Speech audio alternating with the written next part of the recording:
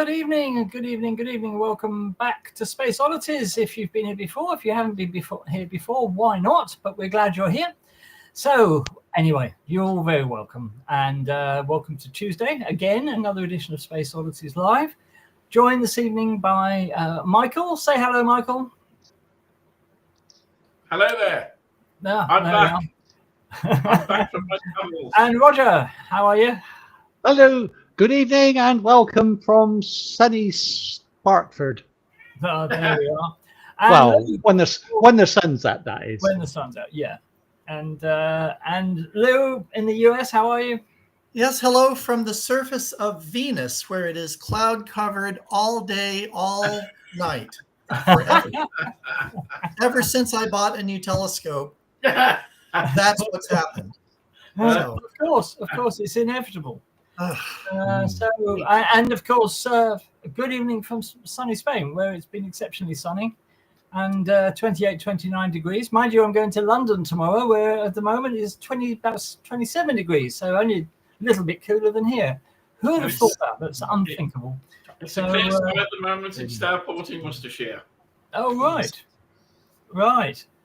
And let me just have a look and see who we've got in the chat. Hang on one second. Right, okay. So, right. Derek's here. Hi, Derek. Hope you're well. Ian, hope you're well too. Gerard, thank you so much for your donation, as ever. Very kind, and we hope that your health is improving, sir, and that you're doing well. Kev, hi.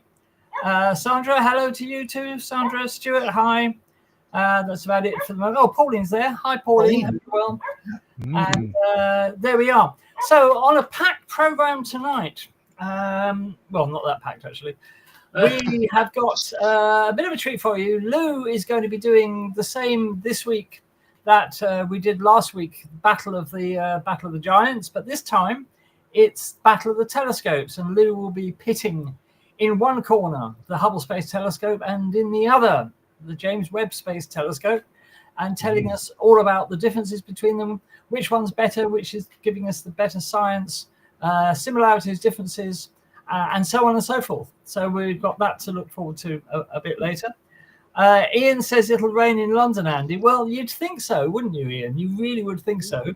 But looking at the forecast for the next week, it's going to be sunny and 26, 27 degrees. So that's fantastic. Gerard, cloud and wind on the Wirral. It was ever thus, Gerard. So sorry about that. And yeah, Sandra, it sounds like Wales. Yeah, indeed. So I have to tell you, Sandra, the last time I was in Wales, which was the Christmas before last, I went there for 10 days to be with my family, and it rained solidly every single day without a break, except for one morning when it wasn't raining, where we could actually get out of the house. But it was dismal. It was really dismal. But there we are. I do worry about this as the globe heats up on average, right? Yeah. More water is going to evaporate into the air because that's what water does, and we should have more cloud cover. Absolutely. So perhaps we should all learn to be radio astronomers. I don't know. Yeah. Oh, bad news from Ian. Ian's been doing his, as part of his astronomy studies, he's been doing an exam, and he said, my exam went well, but I will have to resit as it never uploaded. Oh, no. Which was that's dreadful. Really sorry about that, Ian. That's dreadful news in September. Yeah. So, but that'll give you a chance to ask us all the questions you want the wrong answers to. So feel free. Yeah, absolutely. Yeah, but commiserations, Ian. That's awful. I can imagine how you felt. So there we are. Just listen to a couple of things, viewers. We have a periodic annoying click on the sound. We have no idea where it's coming from. It's not coming from Roger nor myself, definitely not from Lou, and definitely not from Michael. So if you hear a click on the sound occasionally, apologies. We've spent most of the last hour trying to work out where it's coming from and how to kill it, but we failed. So if you hear a click on the sound occasionally, apologies. It seems to be beyond our control at the moment. Also, I have to give you an apology. I haven't done any news this week, nor will there be an Einstein of the week this week. I've been so busy this week. I haven't had a chance to even look at a PC this week. And also, I haven't seen any of the usual suspects on social media to include in Einstein of the Week. It's been a bit quiet for idiots recently on social media. But anyway, I'm sure they'll both be back next week. So They're just preparing. They're preparing. Yeah, that's right. That's planning. Right. Yes. Yeah. So there you are. We haven't heard any clicking recently, Derek, but just before we came on air, it was doing it quite a lot. So if you do hear it, apologies, but we don't know what's causing it. So there we are. All right, then. Well, we're going to move on with proceedings, and we're going to go straight over to Roger first this week. So Roger will be doing Constellation of the Week later, but for now, what's on in the night sky, Roger? All right, there we go. Oh, spoiler alert there. Right. Okay, so here we are for the 17th to the 23rd of June. Now, I'm using, as recommended by Andy, a new AI tool produced by Gamma.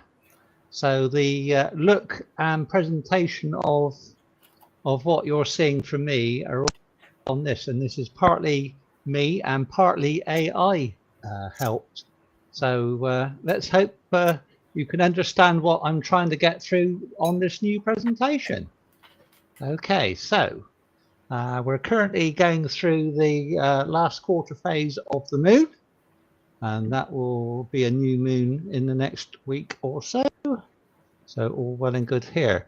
So we've got on Saturday the summer solstice. Oh. So beware of getting near Stonehenge for any druids wandering around. So that should be interesting. So longest day. So days will be getting shorter, and then it'll be astronomical darkness again towards the end of July, and normal service will be resumed. So that'll be one good thing for us to have. But on the downside, it's midsummer. Well, there we go. Yeah. But the troposphere has about a 1.5 to 2 month latency period, so it won't get real summery until late July, early August. Right. Nice. Gotcha. Yeah.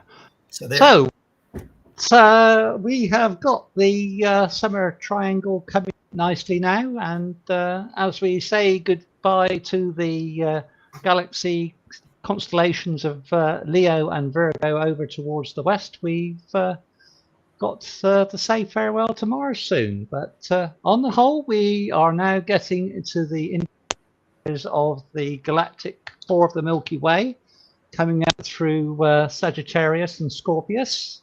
So lots of lovely Messier objects coming out through there to be able to see quite nicely once we get the proper astronomical darkness. So it's all well and good. So what have we got? We've got some interesting views of the planets coming up through, which I will hopefully show you here.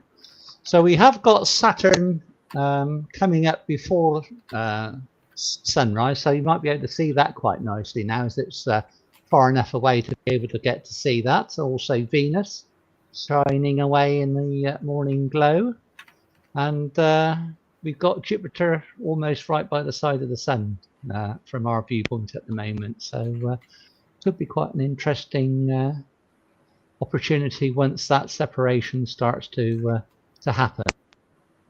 Okay, but on the 23rd, which will be next Monday, we've got a almost new moon going through the Pleiades. So that will be quite an interesting photo opportunity for those that like to get up at silly o'clock in the morning.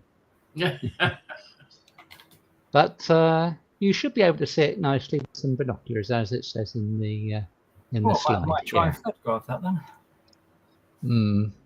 But you'll probably have to do it not too long after after it rises, because the sun's morning glow will start to give it a hit already. So just be aware of that. So We are getting alerts here from the optimal conditions for deep sky exploration over the next week. And if you look after midnight, the angle of the Milky Way will start to give you the better views from the southern skies there of the galactic core through Scorpius and all up through to Cygnus. So we've got Cygnus obviously quite high up, and you get that lovely Milky Way glow through there. So be able to get some interesting images of the North American Nebula and all those other associated interesting objects that are all the way through there. And on the, well, that was almost yesterday, but we do have Mars and Regulus quite close together, so it might be an opportunity tonight to have a look at, just in case you fancy that. So we have got, these are mostly through the constellation of Cygnus with the North American Nebula and the Pelican Nebula adjacent. And then we've got all the other objects coming up through the Milky Way as well to be able to get to see those. So obviously, if you are in a rural location, that will be better, and then you'll be able to see the fantastic Milky Way core as seen in this illustration here. Okay, so we have a very interesting and large gallery this week. Thank you for those who have been subscribing. And first one is a solar image from Michael. And this was done with his Sky 60 Herschel wedge and his trusty 174 AMM ASI mono camera. And we've got some very interesting sunspots coming through there over on the western and the eastern limbs there. Sun is still hanging in there. It's still active. Oh yes, yes we do. And we've got one from Lou that he got on his cell phone. So while he was on his way out to the observatory, he grabbed this image. Nice. And yeah. That's all I could get. It's been cloudy for the last 7 months. Oh dear. Well, serves you right for getting a C star. It does. It does. I promise. I'll do better. Okay. Next time. So we've got some from got this one from Kenneth of the Rosetta Nebula, which is a reprocessing, and he seems to be a bit more happier with this combination. Oh, nice. Oh, yes. And that's right in the center of it. It's right in the sort of the hole area. That's beautiful, Kenneth. Mm. Wow. I can really feel the depth in that. Well done. Good old Kenneth.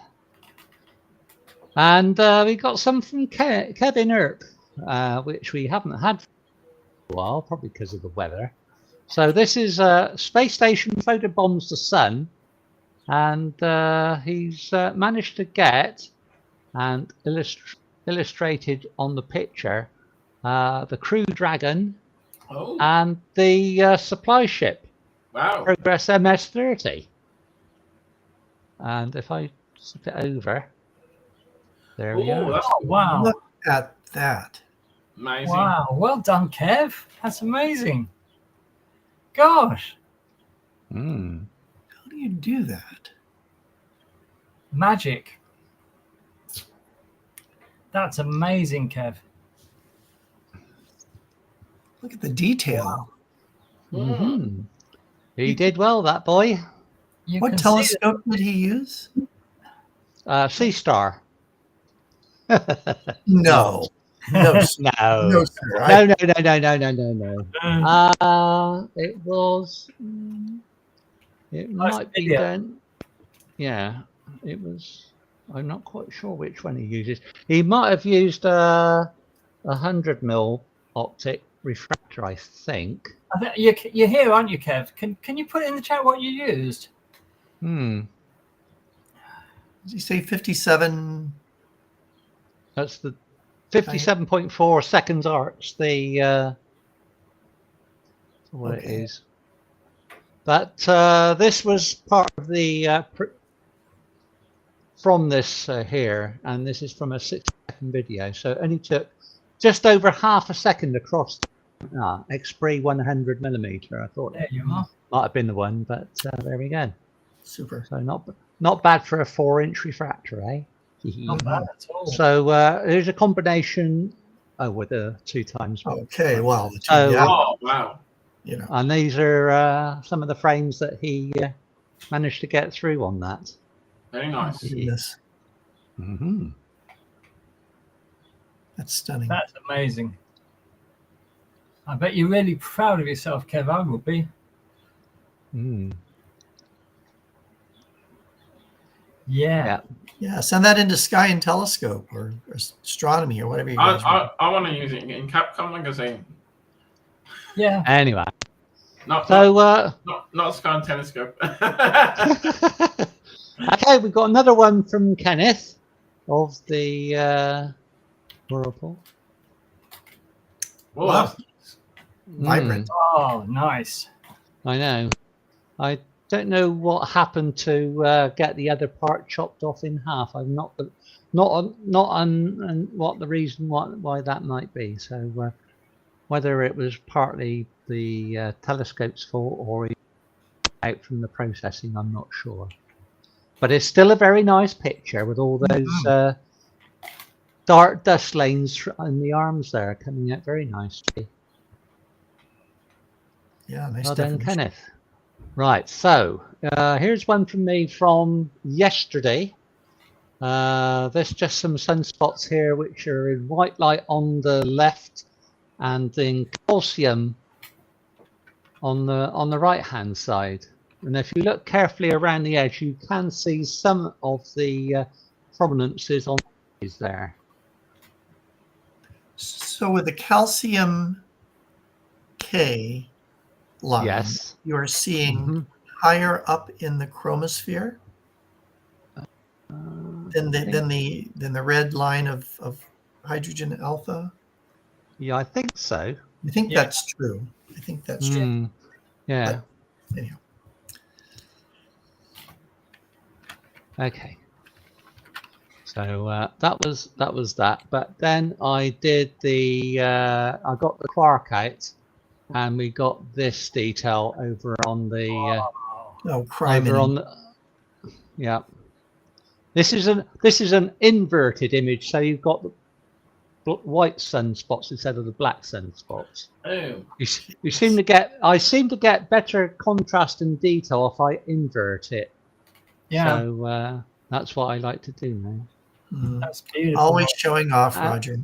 And and the filaments on the surface there seem to come out more 3D as well. Yeah. Yes. Yeah. Wow. But you can see the magnetic effects of the sunspot activity there from this picture as well. Mm-hmm. By the way, about the M51 image, oh yeah. Kendall says, strange that the galaxy is 30 million light years away and Liverpool telescope on Las Palmas couldn't get it in one frame. Yeah. Yeah. Yeah. Never mind. Not to worry. It's fine. Okay, so we've got one from Sandra. Ooh. And this is the setting sun over Conwy Castle Oh, nice. from her mobile phone. Gosh. Very nice. Oh, that's beautiful. Ooh. Mm. Wow. The glistening river there as well. Yeah. Yeah. Well done. Very nice. Cool. That is lovely. Very good. Well done, Sandra. Lovely. Nice to get some phone shots in. Right. We got some from Tom here. Mm. Now this is Towers of Integration. It gets more and more on some of the other pictures, so we'll see how that goes. Unfortunately for Tom, the picture that he associated the Crescent Nebula was the Crab Nebula. Crescent So, crab, all the same thing. Crescent crabs, same sort of thing. So fortunately, I managed to get the Crescent Nebula off him from a chat. So I got him out out of trouble there. But if he's listening or watching, or at some point, he can feel thoroughly embarrassed.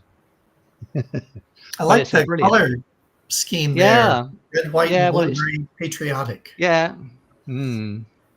It's the way that he's done his SHO imaging through PixInsight.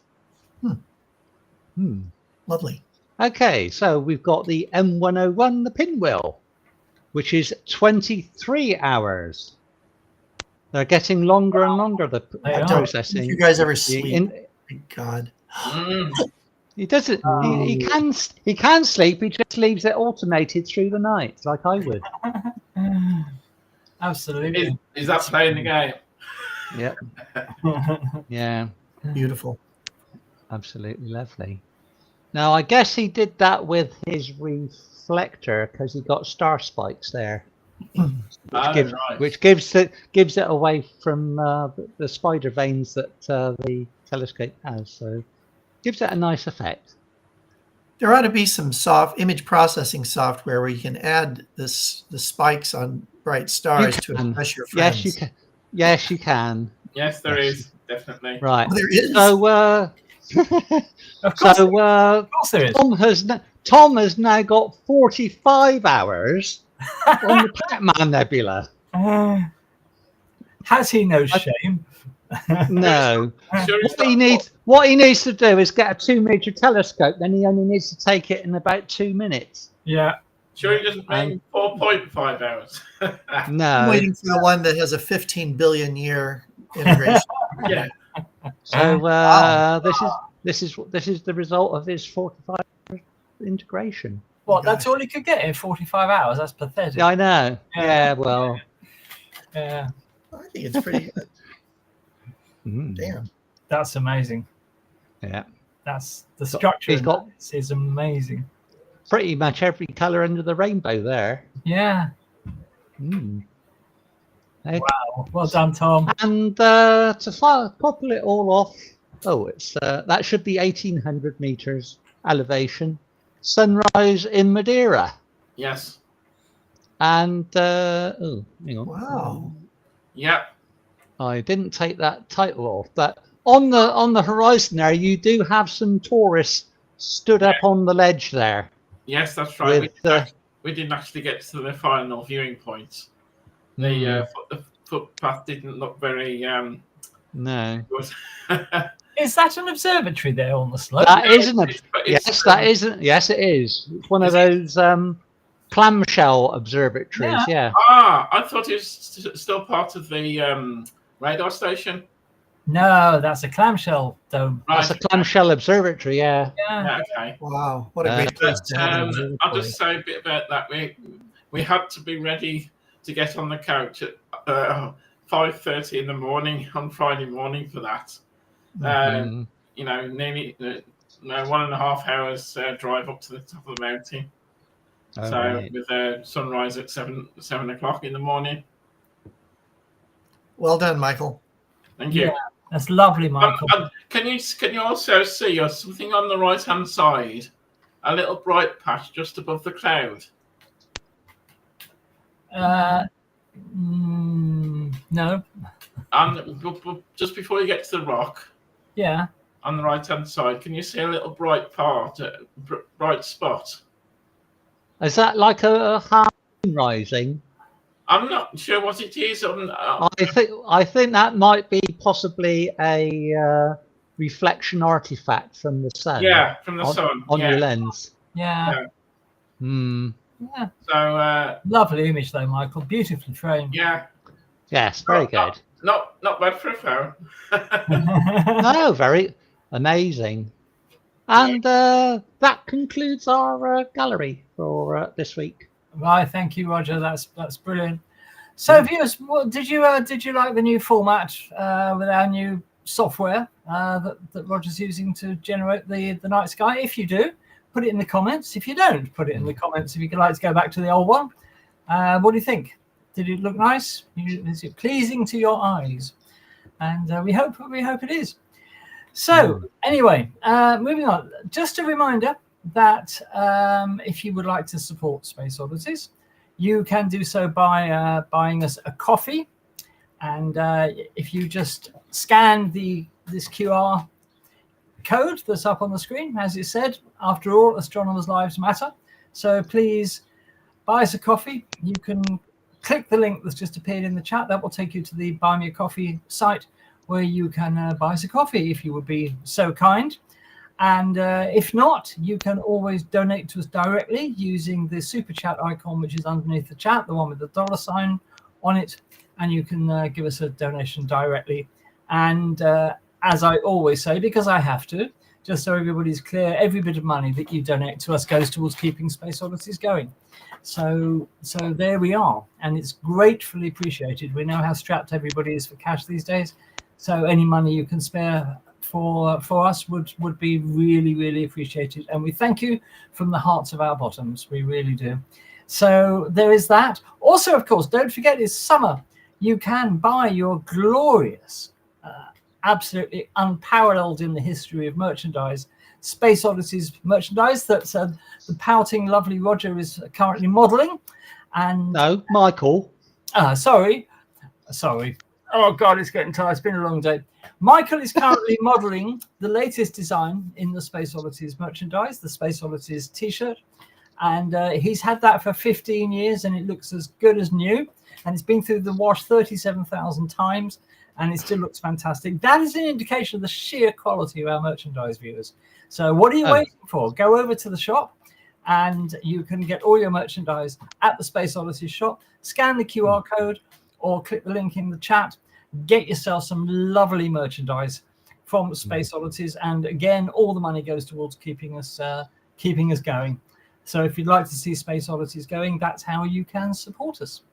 So thank you very much. Okay, let's just move on. But before we do, a couple of weeks ago, I was talking about gravitational waves. And there's been a rather disturbing news story in the last couple of days that because of the swinging cuts to the budget of the National Science Foundation in the US, which funds a lot of big science projects, it looks as though one of the two LIGO observatories may have to close.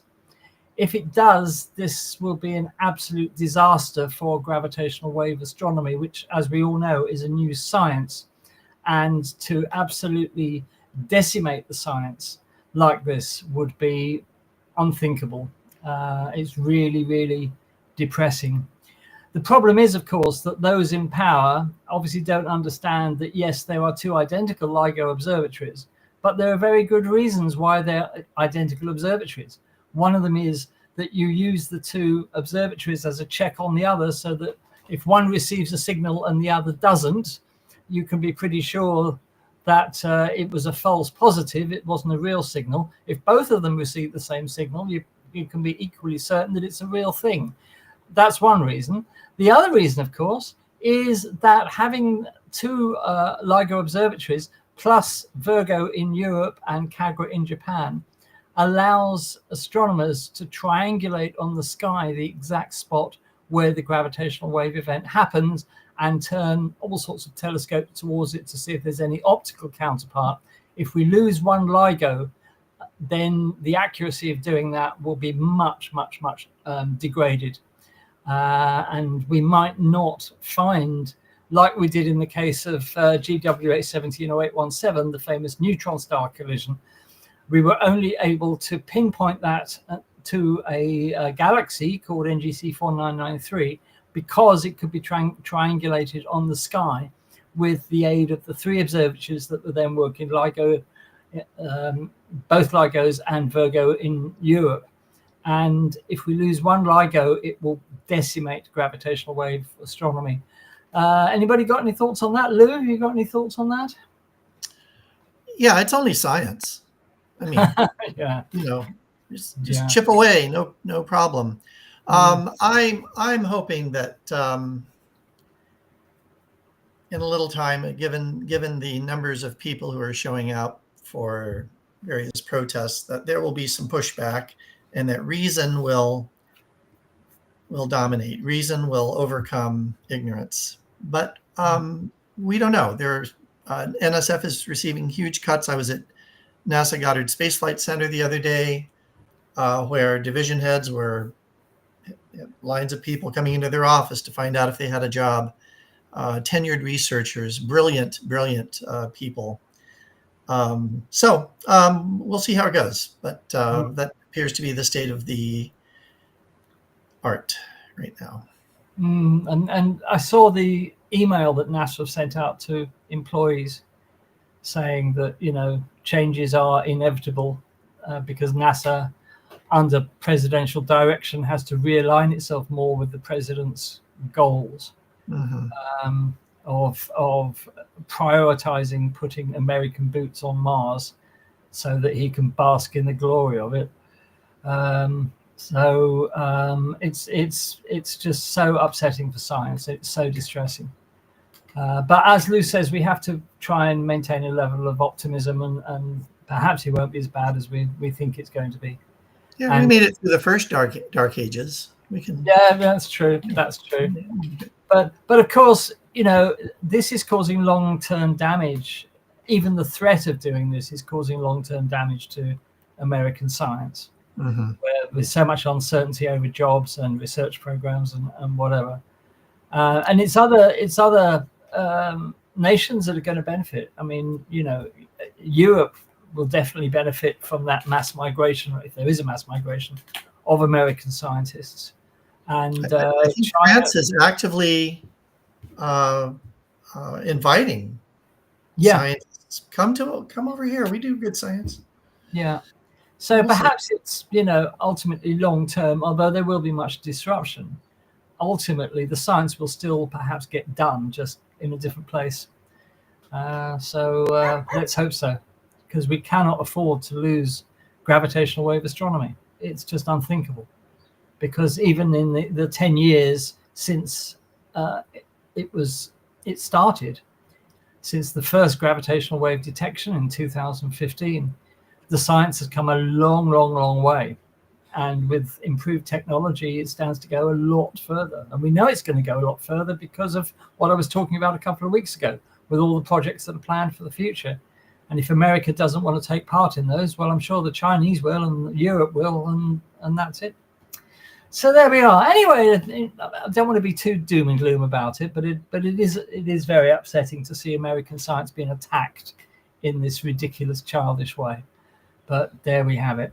All right, then. Well, actually, we'll go over to Lou now for the tonight's star billing, if you like.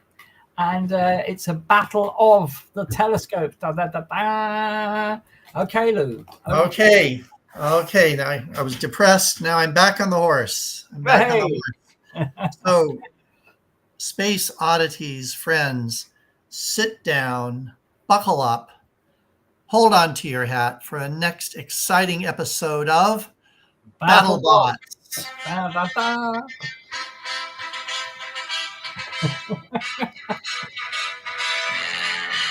BattleBots 2, Battle of the Heavyweights.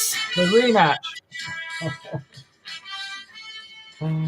Okay, BattleBots 2. This should be good.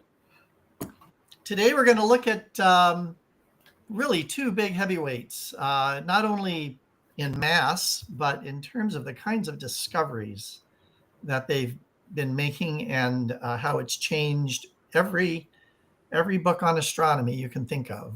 Hubble Space Telescope, the old veteran, hobbling along on a single gyroscope, and the Challenger, James Webb Space Telescope, newly launched, newly outfitted with latest technology. Who will win this battle of the bots? Let's find out. Well, let's start with the Hubble Space Telescope. It has a variety of instruments, both imagers and spectrometers. And these have, although the Hubble launched in 1990, for a period of time while we had the space shuttle, we were replacing instruments with new, better, higher resolution, more sensitive instruments. the WIFPIC 3, the Wide Field Camera 3 that you see down on the bottom of the image there, that used to be WIFPIC 1. It's gone through 3 iterations. The advanced camera for surveys, it does do some work in the infrared, the near infrared, as well as the ultraviolet, but it's kind of centered on the UV and optical astronomy.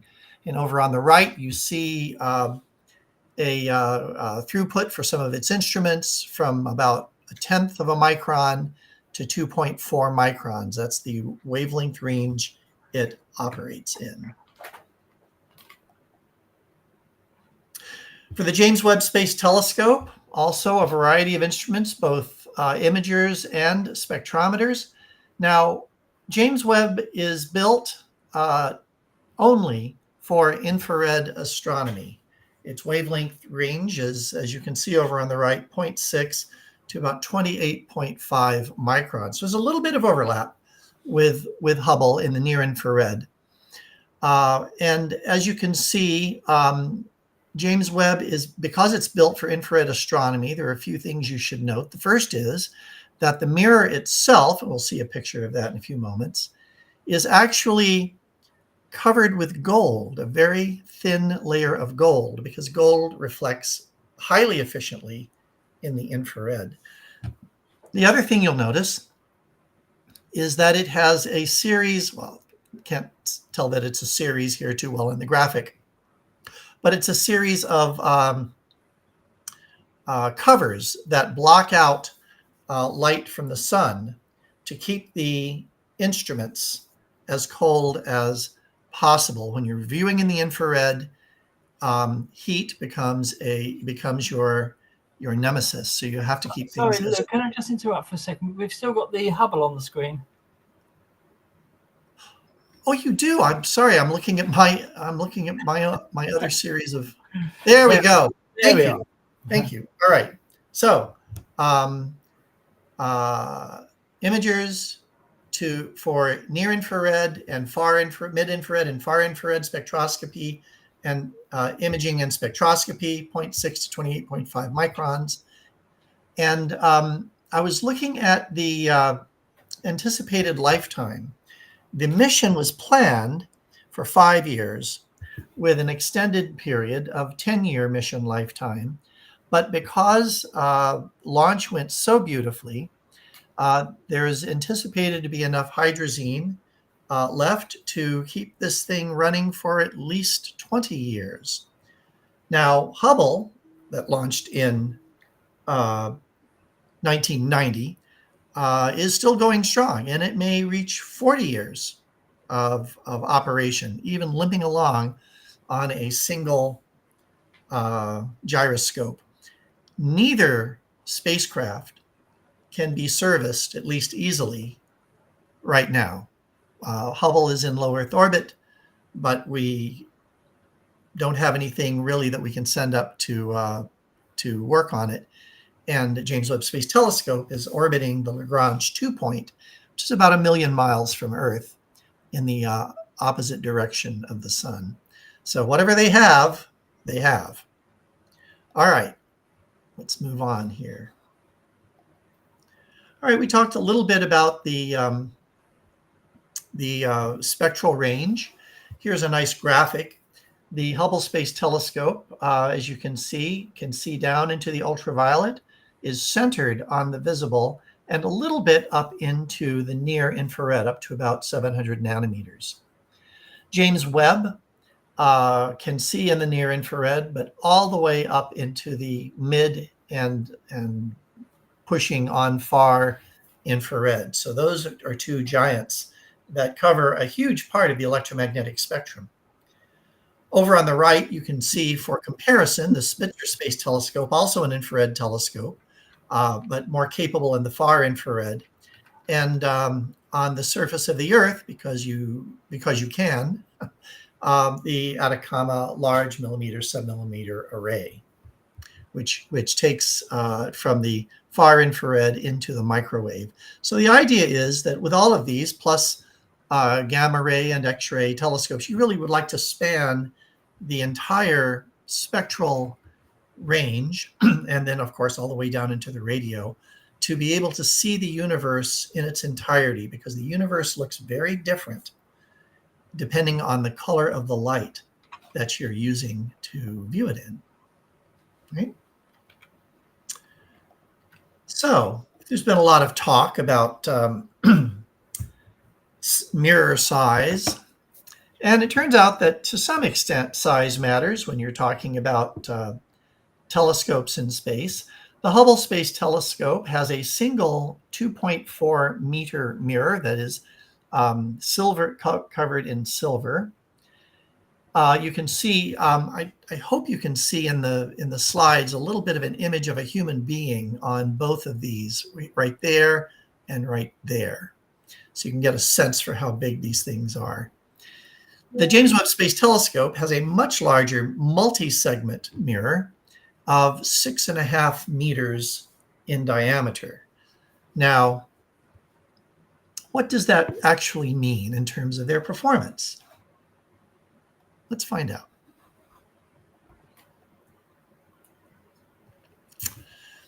In terms of light gathering ability, LGA in this slide, you just look at the area of the primary mirror. And so if you calculate the area of the Hubble Space Telescope mirror, it's about 4.5 square meters. Compare that to James Webb, which has an approximate area. It's not a perfectly round circle, as you can see, but an approximate area of 33.2 meters. So I believe that's a factor of 7 greater in light gathering ability. That is a crucial point in this competition. But let's look at angular resolution, shall we? Let's look at each telescope's ability to separate items in detail that are very close together. How good is their spatial resolution? As we do this, there's a very simple equation that relates wavelength to mirror diameter. And it turns out that it is linearly related. So in the middle here, can you see my cursor? No? No. Okay, well, roughly in the middle, slightly lower of the presentation of the graph here, we see an equation. Theta equals 1.22 lambda over d. Lambda is the wavelength of light that you're looking in, and d is the diameter of your mirror. And so even though the Hubble Space Telescope mirror is much smaller than the James Webb Space Telescope mirror, Hubble is looking more in the visible, ultraviolet, and a little bit in the infrared, not too much, part of the spectrum. And that means that lambda for Hubble is larger on average than it is for James Webb. I'm sorry, lambda is smaller for Hubble than it is for James Webb. So we have a resolution, a smallest angle that it can perceive for Hubble, depending on where in its spectrum you're looking, of 6 times 10 to the minus 8th to about 1.2 times 10 to the minus 6th, and those units are radians. Going over to the Hubble Space Telescope with its huge mirror, yes, it has a huge light gathering bucket, but it is also looking at much longer wavelengths. So you apply the same equation to the James Webb Space Telescope, and you get angular resolution of 1.1 times 10 to the minus 7th to about 5.3 times 10 to the minus 6th. These are quite comparable. Their spatial resolution is quite comparable, of course, depending on the wavelength of the light that you happen to be looking in at the time. So that is a common misconception, that James Webb blows Hubble out of the water with its ability to see very fine detail. That is not necessarily the case. Where it does win its competition, hands down, is in its light gathering ability and ability to see great detail. More so than the ability to see great detail. Here's just a slide. It's here. Here's just a slide that just shows, I think, what we've already said. Where are these two spacecraft? Hubble is in low Earth orbit. And you can see there kind of a, well, this isn't really drawn to scale, okay? But you can get a sense for it looking at the numbers. And James Webb is 1 million miles away, orbiting a point in space where the gravity of the Earth and the gravity of the sun just balance outside the Earth's orbit. And because of that, you can actually orbit that point in space as though you could attach springs from the Earth to the James Webb and from James Webb to the sun, and it just kind of orbits that location. And that keeps it out of the sunlight, using the Earth as a shade actually quite a bit of the time. So it was a very clever decision by mission planners. All right, let's look at one more thing here. You all might remember that when the Hubble was originally launched, its images were not great. And it turns out that they skipped some quality control measures in order to make schedule for the Hubble. And so the mirror was not ground to specs. And I'll show you a picture of that. Well, but I'll say this first. Okay, so they realized that. They were able to model the degree of deformity of the mirror. And in this picture that we see here, they were able to build essentially eyeglasses for the Hubble that actually make it so that Hubble is exceeding its visual performance specs. So they did a great job of building that set of eyeglasses, and that was built, by the way, at Goddard Space Flight Center. But let me show you what they did. Let me show you the effect.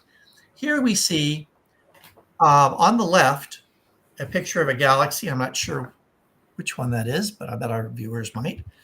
Before the optics were applied, and a picture of that same galaxy after the optics were applied. I mean, the difference is stunning. It is stunning. Wow. And I remember before they had the new optics installed, there was some set of algorithms that they were applying to the images that they were getting to sharpen them up. And I always felt uncomfortable with that. In other words, if the information is not there, you can't add it. Exactly. But they did. They tried to, and there was some justification for it. But in either event, Hubble is performing much better now as a result of that addition. So let's find out. Here you see two images of the what do they call? What is the name of the Pillars of Creation? That's it. Pillars of Creation. Thank you. A star birthing region, as viewed from Hubble Space Telescope and from James Webb. And one of the things that you'll notice is that the image looks much more transparent to James Webb than it does to Hubble.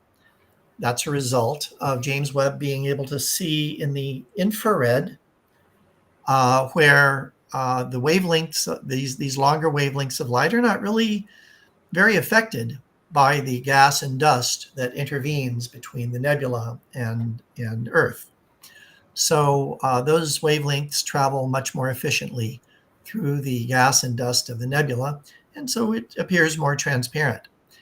A Hubble image is just as beautiful, but you see a lot of opacity in the dust because the visual wavelengths, and this is a visual image, are being scattered by the intervening gas and dust. So that's one of the benefits of Hubble, that because the infrared light in the universe can move more freely through space and not be quite as affected by gas or dust, that we can see further in infrared light than we can in visible light. I much prefer the Hubble image in that one. It's a cool image. You can see many more stars, right, that are missing with the Hubble image. Yeah. Right? Yeah. But I mean, I suppose the Webb has got more scientifically valuable data, but as an image, because that image was, you know, it was in newspapers all around the world when that was first published. I remember it very clearly, and it's just a beautiful image. And the scale of that image, top to bottom, those pillars are about 5 light years tall. Which that's more than twice as tall as I am. I mean, they're very. Well, yeah. Well, actually, Lou, to be honest, everything's about more than twice as tall as you are. But there you are. But it's a lovely image, yeah. And you're right. Hubble did it first. Yeah. Hubble did it first from space. Yeah.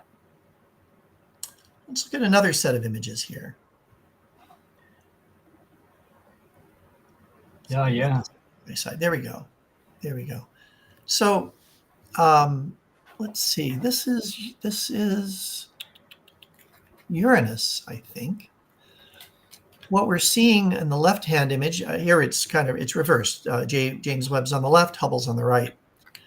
We're seeing Uranus in infrared light, and it's very thin, dusty rings that you can detect them from Earth if you do watch, stars moving behind the rings and watch how the starlight's blinking up. But you can't see them from Earth because they're made of dust and they're very thin, dusty, tenuous rings. But you can see them in the infrared because those dusty rings absorb reflected sunlight from Uranus and re-emit it in the infrared. So they're very apparent in infrared light. On the right, we see what is more of a real color image of Uranus. And it's a beautiful image. There's a little bit of cloud structure in it. That's the other thing, I guess, in the James Webb image, you see much more cloud features because clouds can obscure or can allow infrared radiation to escape the planet. So keep in mind that all of the images for James Webb are artificially colored, right?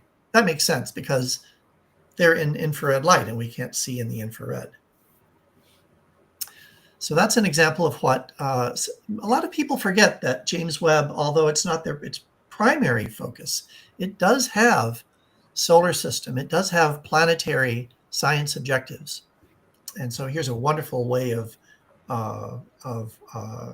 exercising that. Okay. Here's another set of images, and I apologize, I keep switching things on you. Hubble's on the left this time, James Webb on the right. And we see the very similar characteristics of an image that's much deeper, has much more depth to it for the James Webb image, because again, the light is not being as obscured. In both cases, we see a central star, the remnant of the nebula, and we see different structure, and we see more kind of a higher resolution, I think, of structure in the James Webb image that you don't see in the Hubble image. But both are beautiful images. And in the Hubble image, you can take the colors that you see, which are true colors, and you can backtrack from there to make some guesses about the nature of the gas, the composition of this expanding gas.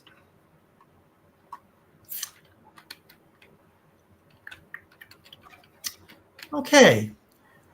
Well, Hubble did a deep field where it sat on a piece of the sky, a tiny, tiny piece of the sky, and in the realm of the Big Dipper for, what was it, 10 days, something like this. and found all these galaxies. And in the Hubble Deep Field, there were 3,000 galaxies. And that they thought, wow, that's great. We didn't think anything was there. So they did a Hubble Extreme Deep Field, and they found more galaxies. They said, well, let's do an even larger search. And they did a Hubble Ultra Deep Field. And in the Hubble Ultra Deep Field, for a tiny piece of sky, they found 10,000 galaxies where they thought there was nothing. Webb did its own. Webb has actually had a number of deep field, what would you call them? Projects. We'll call them projects. And this is one of them. In this picture, we can see 7,000 galaxies, and you can see that same real estate kind of mapped on the left-hand side, mapped onto the Hubble image, the Hubble Ultra Deep Field image. And it is true that in the Hubble image, there were 10,000 galaxies, and there were only 7,000 in the James Webb image.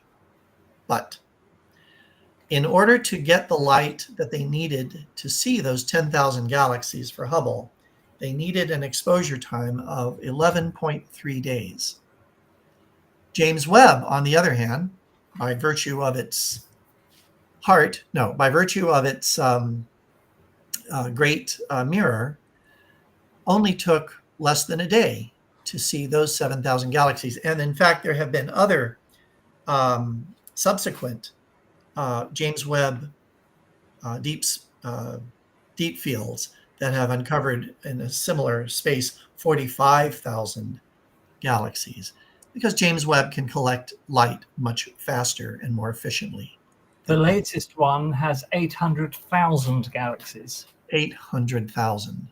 I'm not sure the exposure time, but it's the most detailed galactic photograph ever taken.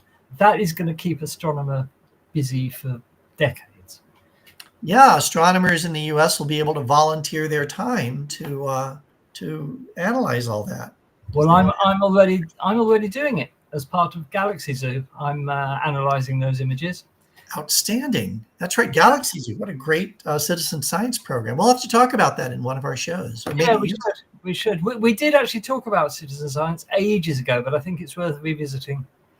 So viewers, if you would like to know more about citizen science and how to get involved in these projects, because there are hundreds of them now, and if you'd like to know more about how you can do your bit for science and analyze galaxies and a lot of other things apart from scientific images, tell us, because we can put together a program all about how you can get involved more with citizen science, because I'm sure you'd like to.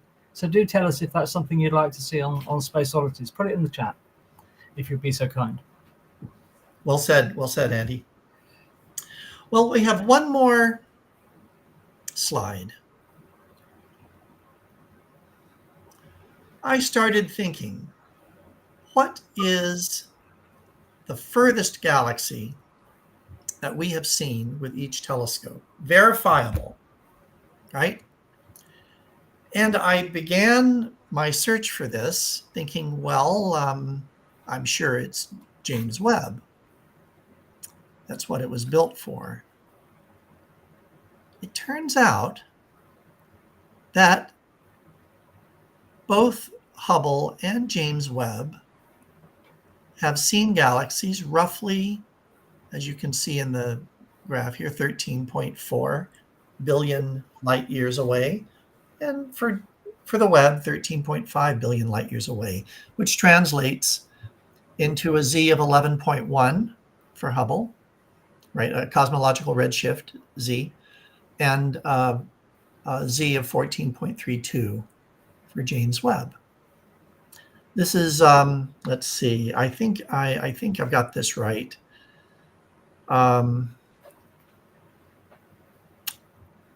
For Hubble, 400 million years after the Big Bang, and for James Webb, about 250 million years after the Big Bang, something like that. So they both do exciting work looking for galaxies, looking for deep space galaxies. I think that this is not the whole picture. I think James Webb is much more efficient at finding these. And so it's going to be able to see dimmer galaxies in the distant universe than Hubble can, certainly for similar integration times. But I was surprised that the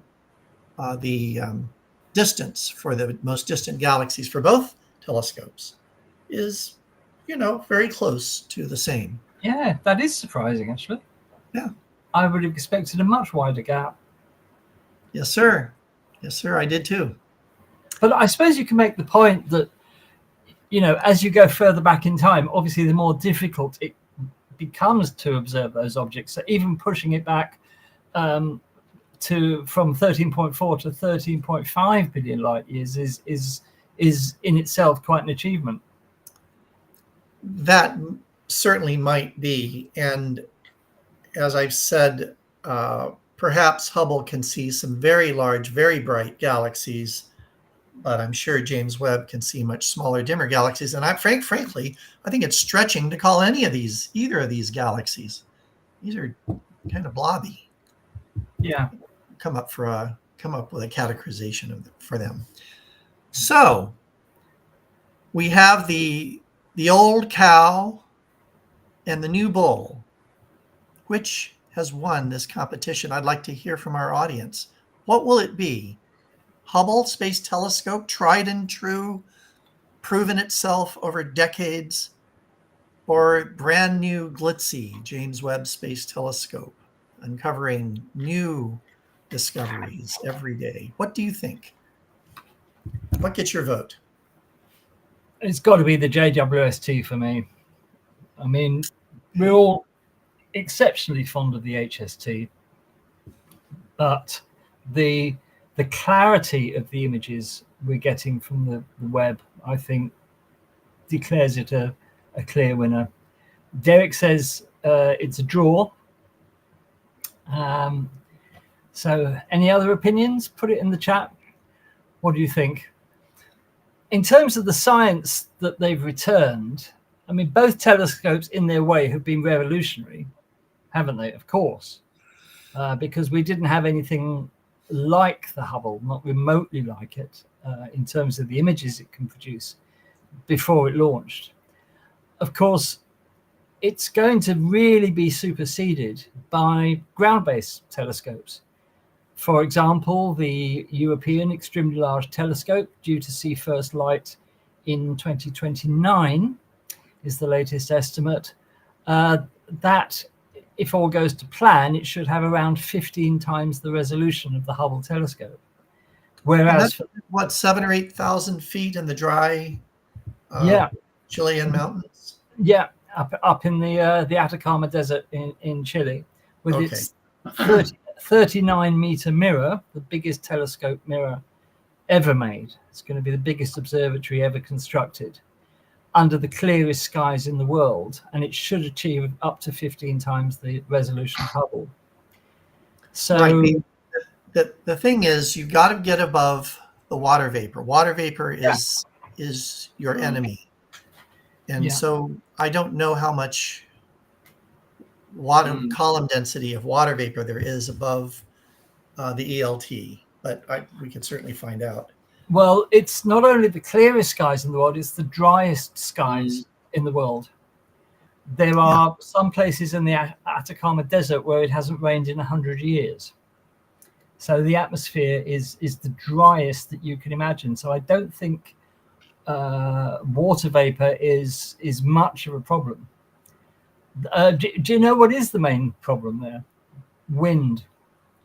Because there are some pretty severe winds there, which of course blow dust into the observatory. So the ELT will have a sort of a shutter that comes up to along the bottom of the observatory to stop that dust getting in and ruining the telescope. A couple of other comments here. Stuart says, very difficult choice, but JWST edges it for me. Thank you for that, Stuart. Paul says JWST because as we go further back in time, the redshift of our understood color band shifts beyond what Hubble can see. Absolutely. This could be the most important advantage of the JWST over the Hubble.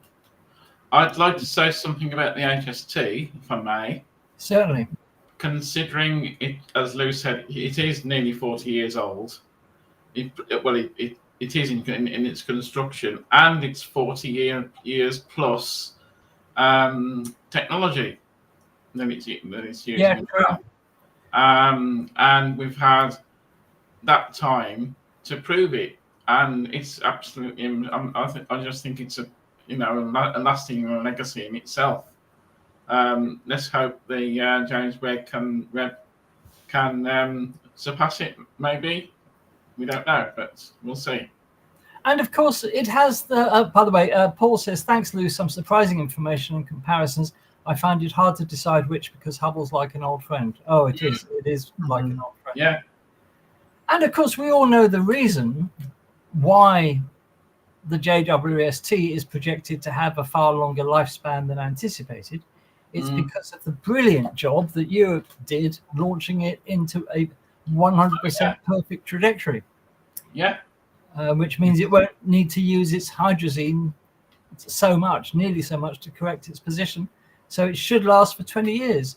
And what are we now, 3 years into observations?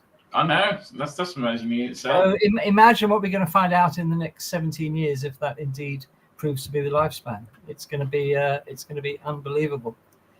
So there we are. Well, thank you for those comments. Any more judgments coming in? Is it the red corner or the blue corner for you? Is it the red shift or the blue shift? So there we are. Test. Okay. Well, listen, Lou, thank you so much for that. Some really interesting stuff there that I hadn't realized, certainly. And let's hope that we continue to get use out of both telescopes for a very, very long time to come.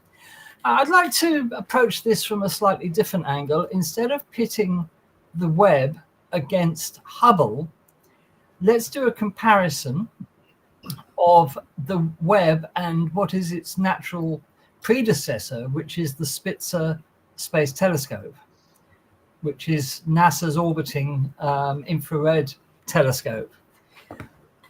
Now, what I'd like to talk about is an object called a Herbig-Haro object.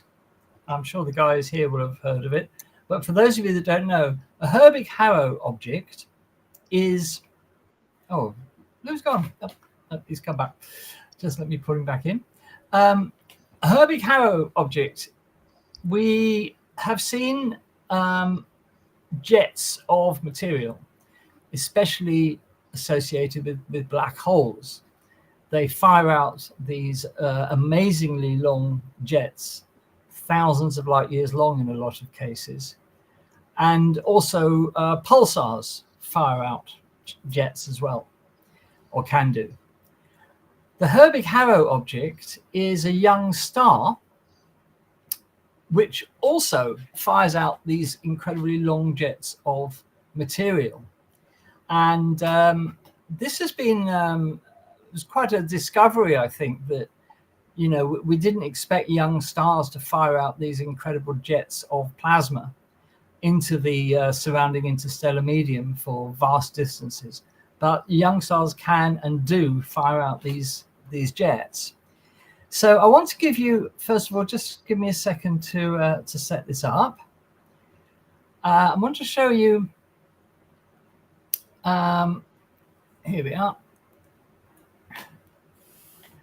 I want to show you an image of one such jet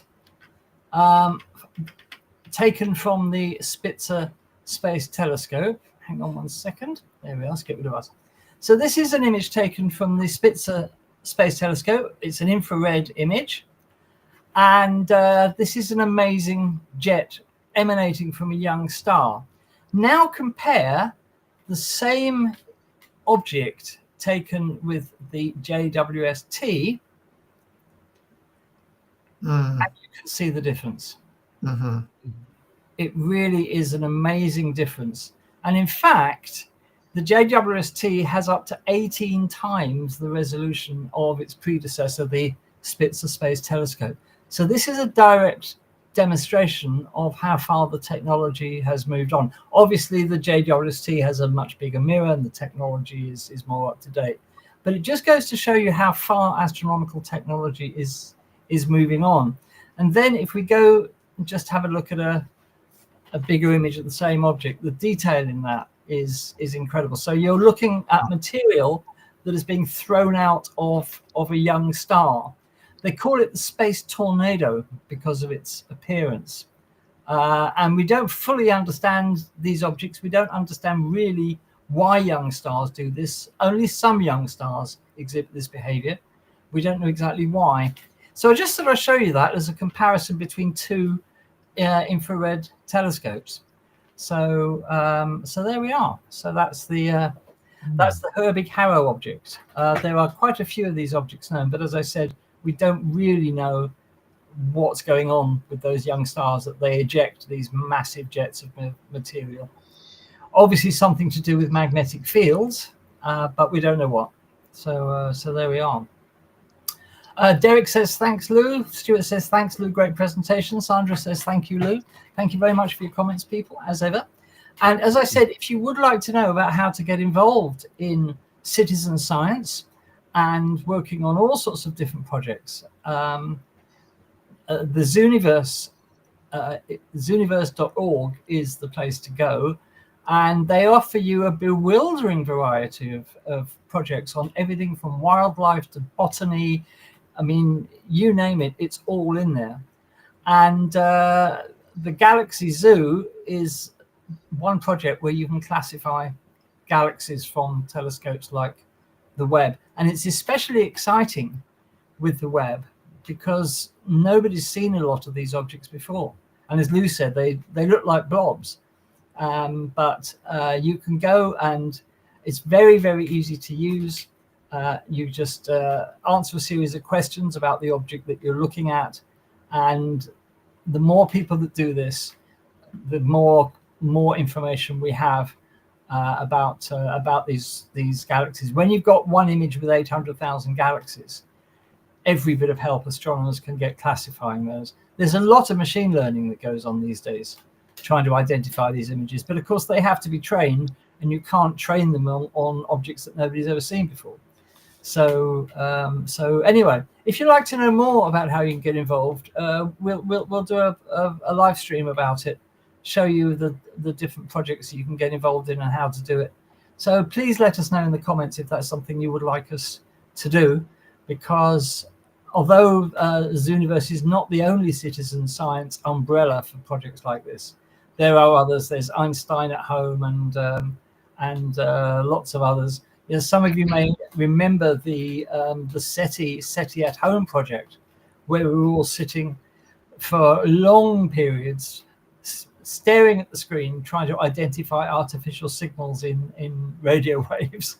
And I never had anything that was remotely similar, remotely promising. I don't know if anybody ever did, but that went on for years. And there is a lot you can do with your PC. So if you'd like to get involved, tell us, and we'll do a live stream about it. So there we are. All right. Anybody got anything else to say before we draw things to a close for this evening? Oh, I will be at Astrocon in a week, 2 weeks, I forget. The meeting of the Astronomical Society, of the Astronomical League. So I will report back. I'll do some videos. I'll do some interviews. I'll report back on that. Okay, thank you very much. Great. Michael, would you like to mention Capcom? Bear with me. Yeah. Microphone again. Right. Yeah, Capcom is available free, published every 2 months. Your 16-page or thereabouts newsletter, mainly to do with space flight. A little bit of astronomy in there sometimes, but every 2 months I produce this free magazine telling you all the latest news and 1 or 2 articles as well. And it's available free of charge. Just send an email to Capcom at SpaceOddities.space and ask to be included on the mailing list, and you'll get the PDF copy sent to you as a link to our Google Drive. So, yeah. So there are. So if you'd like to subscribe to Capcom magazine, completely free magazine, send an email to Capcom, CAPCOM, at spaceoddities.space, and Michael will put you on the list. Don't forget Roger's Constellation. Oh God, I've forgotten again. Yes, right. So anyway, we're going to go over to Roger for Constellation of the week. Of the week. Yeah, of the week. Yes, definitely of the week, not of the year. All a month. All month. Before we do, I'd like to welcome back Daz. And Daz has been on holiday, and he's just got back. I see him in the chat there. Come on in, Daz. Come and say hello. Don't I think he's still on holiday. He's just been out for dinner. Ah, right. Okay. Well, he's definitely. He says he'll watch catch up. He's definitely got a connection. So he obviously is not using hotel Wi-Fi. So there you go. Okay, got a couple of people saying they would like more information about citizen science. Stuart says, yes, please, would like to know more.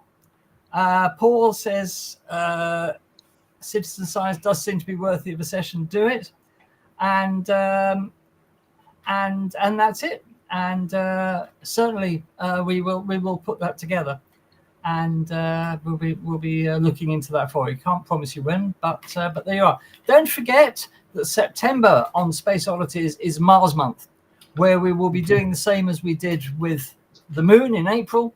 That is to say, we'll have a whole month of live streams and videos dedicated to the planet Mars, and there's obviously a lot to cover. So we're going to get working on that very soon. So we got it ready for September. So Mars month, September, be there or be somewhere else. Simple as that. And Daz says he won't come on camera because he's topless. So thank you for not doing that, Daz, obviously. So there we are. Okay, we're going to go to Roger now. And Roger is going to give us Constellation of the Week. And take it away, Roger. Okay, so using the new AI software, we're on to the constellation Aquarius, the celestial water bearer. So it's one of the catalogued constellations that Ptolemy had initially done. So there we go. So as it's also one of the astrological constellations. Wash your mouth out. Wash my mouth out, so I will quickly go on from there. So it's currently available to see through the summer. Obviously not too high up, unfortunately, as it's somewhere on the celestial equator, but there we go. It's not looking too bad.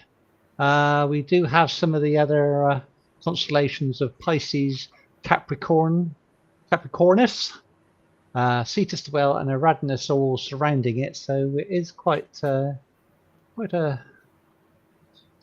interesting constellation, and it covers 980 square degrees of the sky. So wow. It's the 10th largest constellation in the night sky. So it's quite spread out. So if you're not quite familiar with the outlines of the constellations, it might be quite interesting to get to learn where this is. Okay, right. So obviously when we're needing to see it, it will be quite low down on the southern horizon, but it will be at its best point in September. So it's an early evening as in the early evening as autumn progresses. So it's not out of reach for everybody. So excuse me.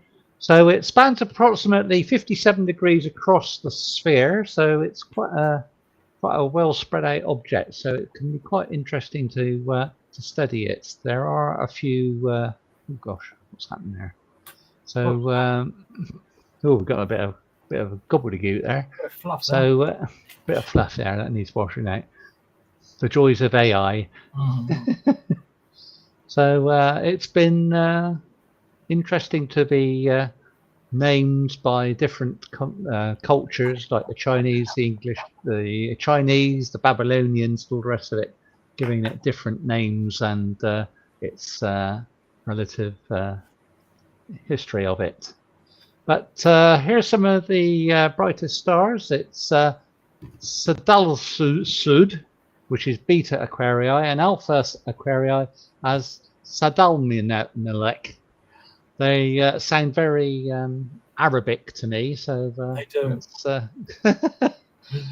they do have to make these things. So Beta Aquarid is, I mean, luck of lucks or luckiest of the lucky. So that's quite interesting how they managed to do that. It's approximately 610 light years from the Earth and 50 times the radius of our Sun. Blimey. But going on to the brightest star Sadalmelek, that's 760 light years away and boasts a luminance hundreds of times greater than our Sun. So some quite beastly stars out that way. So it can be quite interesting to study these at some point. So we do have some nearer stars here, which have got EZ Aquarius, so it's a triple system, so that's quite interesting. Made of 3 type M dwarf stars, so that might be that'd be an interesting one to see if there's got any planets going around it. Yeah. We've also got another M-type dwarf with an exoplanet, which is Gilles 849, and that's at 28.8 light years distance. And then we've got a red dwarf hosting multiple planets, Gilles 876, but that's only a single star as well, which is a lot closer at 15.2 light years away. And then we've got a binary system of a yellow-white giant primary of 88 Aquarii. So there are some quite interesting objects for exoplanet hunters and all the rest of it, and those that like double and triple stars to have a think and look about. Okay, so we do have some Messier objects. M2, which is 37,000 light years away, approximately 150,000 stars, and making it one of the oldest globular clusters at 13 billion years old. So that is an old one. So quite an interesting one. There's another one which is M72, which is a mere 55,000 light years away, and that's not so bad. So there are some interesting objects there that even Herschel manages to see. So these are some of the more notable images. These are obviously images that the good old James Webb or the Hubble would have imaged. This is obviously a Hubble image here, and this is also from 5,000 years ago when this initially exploded, causing all these gas shells of gradually expanding away. And of course we've got the famous Helix Nebula, also called the Eye of God, for obvious reasons to look at this object, another Hubble image, and that's 650 light years away, although the gap in the middle there is a mere 2.5 light years across, unlike the pillars of creation, which are 4 light years long. So there we go. And then we've got this little spiral galaxy, NGC 7722, which is quite interesting. So that will be an object for people like myself or Lou to get some images. And I'm sure Kenneth might have a go with that with the Liverpool telescope. So let's see how that goes. And that's 120,000 light years away. God. And then we've got this one as well, another stunning spiral galaxy, and that's 120,000 light years across and 100 million light years away. Beautiful. So, very nice. Some nice structures there. Very good. That's a lovely target to try for. So we've got some interesting things. There's lots of red dwarf stars over there, and lots of possible exoplanets also in this area. So it can be quite an interesting place for study for people to try and find these exoplanets and stuff. So there's one here which is saying is HD 215152, which is a star in Aquarius, which harbors 4 super-Earths in a tight orbit with masses between 1.8 and 2.9 times that of the Earth. So their orbits take between 5.8 to 25 days. So that's a bit close for a star. So they might be a little bit toasty, I would think. So good luck trying to see what happens when you get near that. So on the whole, we've got quite a few interesting objects for Aquarius. Quite a few MESI objects, lots of interesting stars and exoplanets all being studied. So let's see what we can find in the future. Maybe Hubble and the Webb might find something else in this constellation. Okay. Thank you very much. Thank you, Roger. Really, really interesting stuff. That's a proper constellation. That is a real one. So, oops, hang on. So let's just get rid of this. 1 second. Thank you. There we are. Okay, so there we are. So that's Constellation of the Week. There'll be another one next week, I'm quite sure. I'd like to say thank you to Sandra for the coffees. Much appreciated, Sandra, as ever. And as I said, every bit of money goes towards keeping us going. And there we are. So we will definitely look at doing a special on citizen science from your comments. Thank you for your feedback. We will definitely do that because it's a fascinating topic. And that's it. So with that, I can show people if they're interested. There was an ISS transit this morning at 7:35. That the ISS crossed almost directly through the center of the moon this morning. So it was quite a good opportunity. And fortunately for me, living in Sparkford, the skies were clear. So if you would like to see that, I will go and share my screen because it wouldn't play in the PowerPoint. So while Roger's setting that up, don't forget we'll be back same time next week with yet more stuff. Lou has a stalker. I'm preparing for Mars Month. Right, of course. Yeah. Okay. So 1 second, let's put that up. There we go. And you might just about see the tiny little going across from right to left. There it is, the ISS. Wow. And this is slowed down by 5 times, so it's quite a fast pace going across. Although when it was going across the sun it